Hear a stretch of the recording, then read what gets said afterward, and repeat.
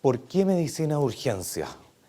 Esta es una jornada que está enfocada principalmente en internos de medicina y con conocimiento que va no solo para los internos, también para los médicos generales, que hoy en día, cuando salen y egresan, la gran mayoría o entra a una especialidad primaria o va a desempeñarse en la clínica. Y eso en general son SAPUS, servicios de urgencia primarios, secundarios, terciarios, en Santiago, en Chile. Muchos de acá probablemente no tienen una vasta experiencia en lo que es la medicina de urgencia. ¿Por qué? Porque hoy en día muchos de los programas de formación de pregrado no tenemos o no pasamos mucho tiempo en la medicina de urgencia, pese a que cuando egresamos vamos a estar ejerciendo en ella. Y por años y años, en general, quien cubre los servicios de urgencia es un médico general. Por lo tanto, una pregunta bastante válida para hacerse es, ¿necesitamos un especialista en el servicio de urgencia? Probablemente aquí vi algunas caras conocidas y han pasado con nosotros y espero que su respuesta sea sí, por A, B, C y D motivo. Pero los que no han pasado por nosotros, no sé si tienen alguna claridad con esto. De hecho, los generadores de políticas públicas, los médicos antiguos que no tienen especialidad, son cirujanos y están a cargo de servicios de urgencia, a veces tampoco tienen idea. Y yo pretendo aquí darles algunas luces de por qué consideramos que sí es importante. Vamos a ver si funciona primero esto. ¿Nos quedamos sin pila? No, ahí estamos. No está agarrando, Marco.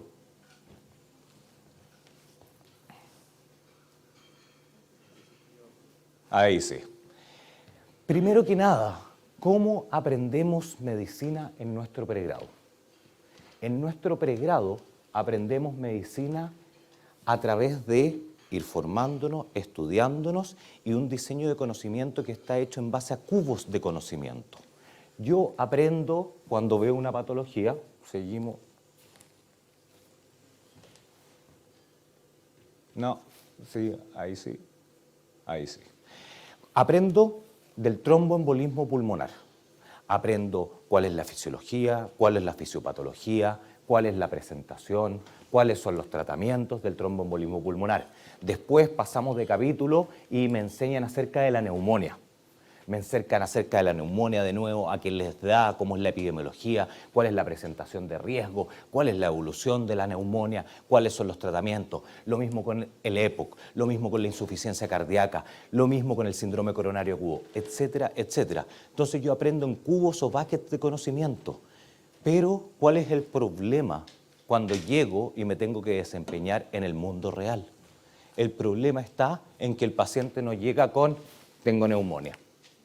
Tampoco llega con tengo un tromboembolismo pulmonar. El paciente llega, todos los diagnósticos anteriores puede ser un paciente que llega, doctor, tengo dolor torácico. ¿Y qué más tiene?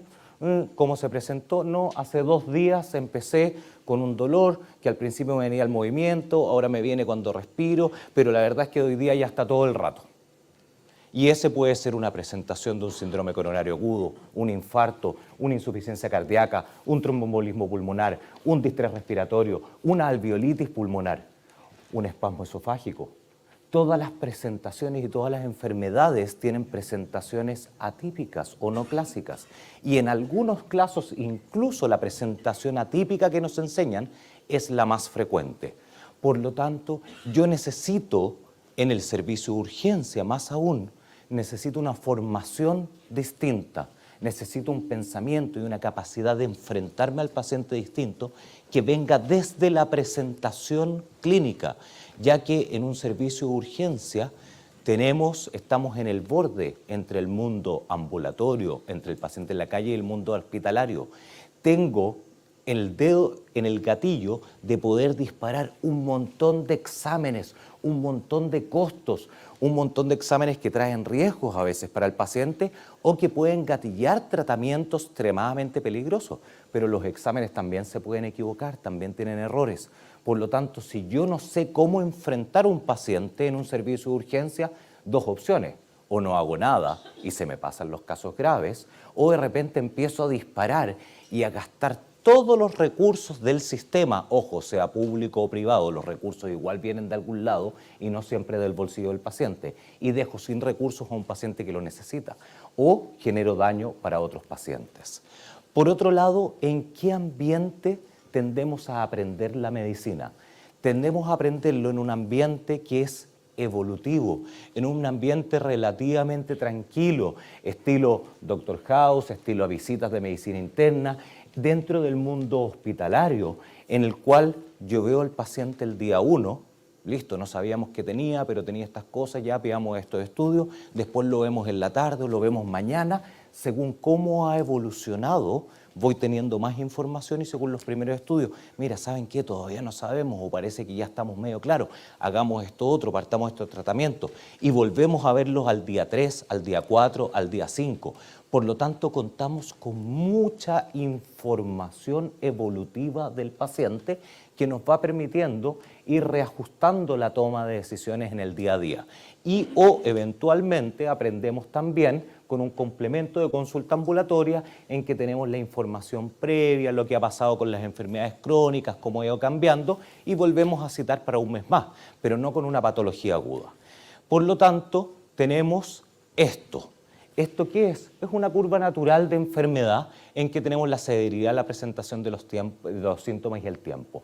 Y como vimos y como sabemos, esta curva eventualmente puede ser que una patología vaya aumentando su gravedad, idealmente el cuerpo la contiene o los tratamientos funcionan y se recupera. O sigue aumentando y el paciente fallece, o sigue aumentando, tiene complicaciones y eventualmente termina con secuelas. Como nosotros aprendemos normalmente en la medicina, nos permite decir ya, primera vez que lo vimos estamos acá, segunda acá, tercera acá, cuarta acá. Por lo tanto, vamos haciendo la curva a medida que vamos siguiendo la evolución del paciente. ¿Qué pasa en urgencia? En urgencia, nosotros estamos viendo patologías agudas de progresión relativamente rápida en un momento en el tiempo. Por lo tanto, yo estoy aquí. ¿Dónde estoy? ¿Dónde cresta estoy dentro de la curva de evolución de la enfermedad? Estoy en el momento de que está aumentando, está en su pic, va mejorando, esto se va a seguir agravando o esto va a requerir manejo hospitalario o esto se va a pasar solo. Y toda esta información necesito meterla en la cabeza junto con la presentación clínica del paciente, determinar dónde estoy o cuál es la probabilidad o las posibilidades de una evolución mala, moderada o buena en las horas o días siguientes. Y en base a eso, eventualmente decidir, no necesito exámenes o necesito tirarme de cabeza a tratar y estabilizar a este paciente. Por lo tanto, en ese punto en el tiempo, yo podía tener una evolución buena, muy mala o moderada, pero yo necesito determinar las probabilidades, porque no necesariamente lo voy a estar viendo pasado mañana, en 2 días, en 3 días, en 4 días. Por lo tanto, sí necesito un enfrentamiento distinto. Claramente, con el mismo nivel de síntomas no es lo mismo estar aquí, con todas esas posibilidades, que estar aquí. Necesitamos una formación distinta. Y fuera de lo anterior, en la medicina, sin importar el área que se dediquen, una de las cosas que más van a estar haciendo en su carrera profesional es tomar decisiones. Incluso el que quiera ser cirujano. Ojo, un cirujano extrapabellón, está operando, es una habilidad que dicen automática. No, en cada momento está tomando decisiones.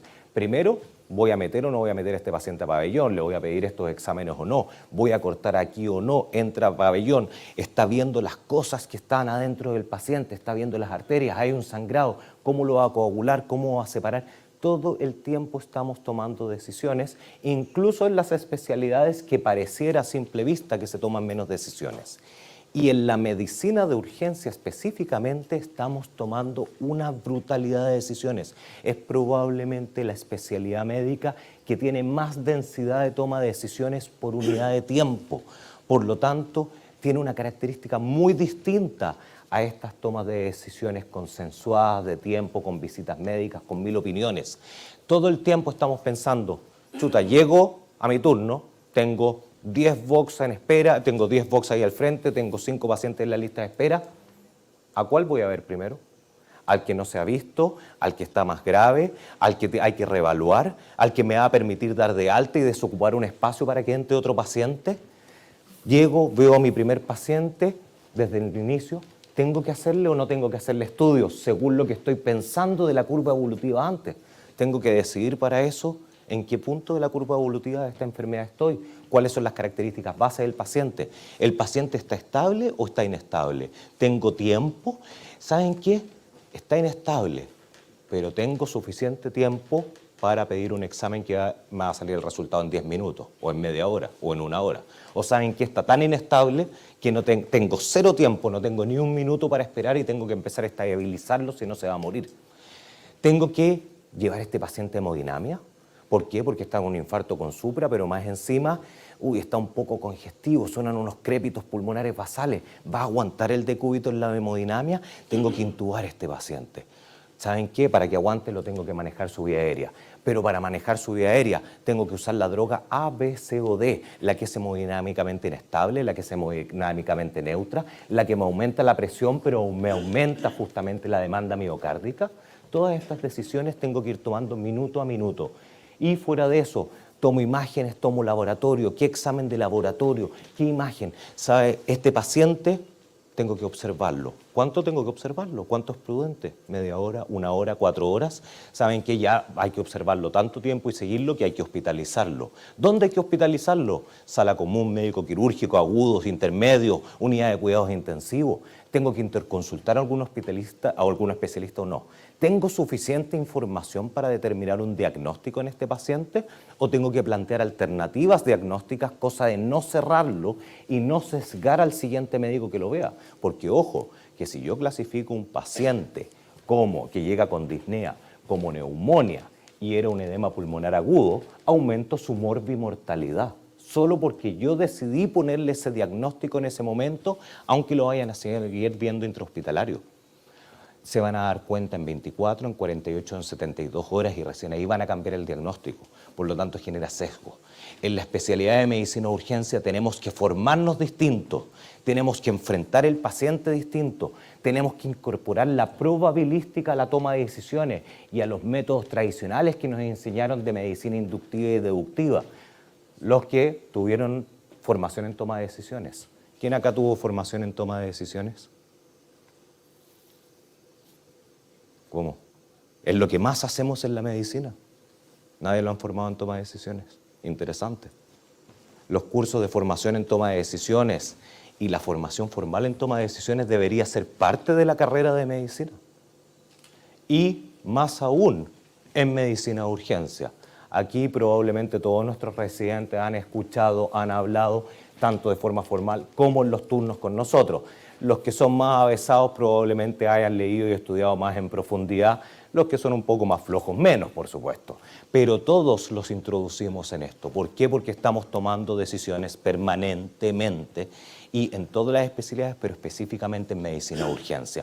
Tenemos una formación distinta, tenemos capacidades distintas y tenemos un enfoque distinto y nos preocupan este tipo de cosas.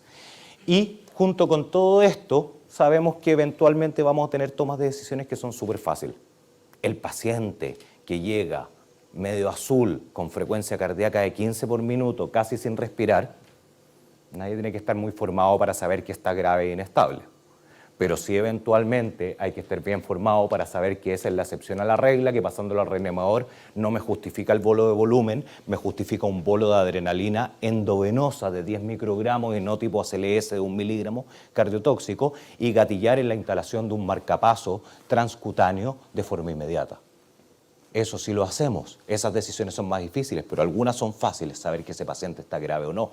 Un paciente así es súper fácil saber que se tiene que hospitalizar. Y otras decisiones son extremadamente complejas. Pero aunque sean extremadamente complejas, cuando yo trabajo en urgencia, tengo que saber decir, ¿saben qué? Esta decisión es compleja, pero aún así tengo que actuar en modo rápido para poder tomar la decisión inmediata, porque si me voy a la pizarra, hacer la reunión clínica y vuelvo con la respuesta, el paciente ya se murió. Y cuando tengo tiempo, poder hacer el análisis detallado. Y en las decisiones, pese a que hayan decisiones muy rápidas, tenemos que considerar que yo estoy en este ambiente de caos. Necesito tomar una decisión compleja, concentrarme, pensar, pero están gritando acá, llega un nuevo paciente que está más grave, tengo una sala de espera llena, tengo una lista, por lo tanto tengo que ir ajustando mis prioridades. Y estaba listo, ordené todo, vi al más grave, lo estabilicé un poco, voy ahora al que necesita una toma de decisiones más compleja para saber si lo voy a hospitalizar o no, y llegan los familiares del paciente más leve con 1000 preguntas, incertidumbres y demandantes. Eso también son realidades que debemos ir manejando. En resumen, en el servicio de urgencia, que tenemos tantas complejidades, es un servicio o un lugar que estamos llenos de distracciones, que estamos llenos de cambio de prioridades, que aparte de eso tenemos incertidumbre permanente y tenemos que ir tomando nuestras decisiones con esto, lo cual genera agotamiento, turnos noches, largos eventualmente, y eso, por supuesto, que aparte de generar agotamiento, aumenta la posibilidad y chance de cometer errores. Por lo tanto, sí necesitamos una formación específica para desenvolvernos de forma óptima en este ambiente. ¿Cuál es el impacto del especialista de urgencia en el servicio de urgencia? A grandes rasgos son dos. Uno es en el paciente crítico, en el paciente extremadamente grave, en un servicio de salud maduro. Yo no saco nada con un especialista de urgencia para ver a este paciente en un servicio de salud que no hay pabellones, no hay cuidados intensivos, no hay capacidad de otras especialidades. Pero en un servicio de salud o en un país en que existen disponibilidad de pabellones, existe disponibilidad de hemodinamia, existe disponibilidad de cuidados intensivos, ¿qué es lo que más va a ayudar al paciente que llega con un infarto con supra? Y sobre todo si es un infarto con supra de presentación atípica o un infarto oclusivo sin supra pero que requiere un manejo agresivo, que lo reciba un médico de urgencia, le dé el tratamiento de forma inmediata a la aspirina, que ojo, la aspirina se les olvida todavía y salva un paciente cada 42 veces que la doy, le salva la vida. Que no se le olvide eso, que no se le olviden las prioridades, que active hemodinamia de forma inmediata y que realmente el paciente esté en menos de una hora en eso y que no se den cuenta 3 horas después que era un infarto con supra. ¿Por qué? Porque no tenía las características típicas del libro. Eso salva más vidas. En un shock séptico, el reconocerlo antes de que sea evidente, antes de que lo pueda reconocer el guardia de seguridad y empezar a reanimarlo de forma anticipada, salva mucho más vidas que hacer un cambio en el tratamiento de la UCI. Ya teniendo una UCI madura, que se maneja bien en un país que tenemos ese tipo de cuidado, el reconocimiento precoz y el tratamiento agresivo precoz es lo que salva vidas. Por lo tanto, en este tipo de paciente, en el paciente individual, en el paciente crítico, generamos un altísimo impacto sobre la sobrevida y la morbimortalidad del paciente. Y lo otro es en el paciente menos grave, leve, moderado, que se clasifica como C3, C4, ESI3, ESI4, ESI5. Ese paciente que algunos dicen que no debería estar en el servicio de urgencia. Ojo, eso es falso. Son los pacientes, los 4, los leves, los que no generan colapso en los servicios de urgencia. Y en ese paciente, el intermedio y el leve, el 3 y el 4, son los que el médico de urgencia, que lo podría ver cualquiera, la verdad es que el médico de urgencia genera el mayor impacto sobre el sistema de salud, porque son el mayor volumen de pacientes. Si pido exámenes de más y doy tratamientos de más, genero colapso del sistema, genero un gasto terrible del sistema y le quito recursos al que realmente lo necesita. Por otro lado, si pido de menos, hago que se me pase inicialmente la patología y el paciente vuelva extremadamente complicado y que consuma mucho más recursos dentro de las 24 a 48 horas siguientes. Un ejemplo súper fácil para entender esto: una apendicitis de presentación inicial que solo tiene un dolor focalizado sin irritación peritoneal, tiene un 7 a 10% de riesgo de tener una apendicitis. Eso justifica realizar en ese momento, en la mayoría de los casos, un escáner contrastado, porque ese consumo de recursos extra para 9 pacientes me permite detectar uno con la apendicitis inicial. Lo hospitalizo, se opera, tiempo de cirujano 15 minutos en una operación inicial, 24 horas con suerte hospitalizado. versus no pedirlo en ese momento, decirle que probablemente es una gastroenteritis, dejarlo con tratamiento. El paciente pasa 24 horas, no le aumenta tanto el dolor porque le dejamos buena analgesia, no parte con fiebre, se aplastona un poco, después termina con peritonitis y llega a las 48 horas con un cuadro evidente de peritonitis. Ahí le piden el escáner, ¿cuánto tiempo va a consumir ese pabellón de cirujano? Al menos 1 hora. Después de eso, ¿cuánto tiempo va a requerir hospitalizado? Al menos 3 días, con el riesgo de terminar en cuidados intensivos, intermedios y terminar 5, 7 días o más y complicado, y o con una secuela de morbimortalidad. Por lo tanto, en el sistema, o el paciente leve a moderado, generamos un altísimo impacto en el sistema. Por eso necesitamos especialistas de urgencia. Y no me voy a extender aquí con que es entretenido, vemos la parte más entretenida de todos los pacientes, estabilizamos, hacemos procedimientos, tomamos decisiones, tenemos turnos entretenidos, trabajamos con gente, trabajamos en equipo, etcétera, etcétera. Eso por ahora es lo de menos, es lo que todos conocen y lo que todos hablan.